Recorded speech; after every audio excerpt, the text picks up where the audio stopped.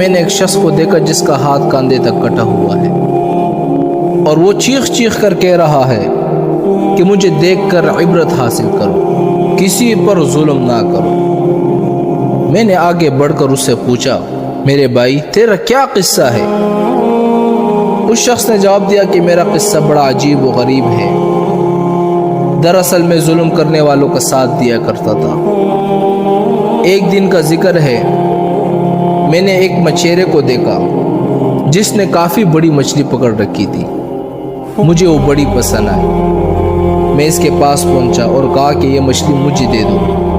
اس نے صاف صاف جواب دے دیا، یہ مچھلی میں تمہیں نہیں دوں گا، کیونکہ اس کو بیچ کر میں اس کی قیمت لے کر اپنے بچوں کا پیٹ پالنا چاہتا ہوں۔ تو میں نے اس شخص کو مارا، پیٹا اور زبردستی اس سے وہ مچھلی چھین لی اور اپنے راستے پر چلا گیا۔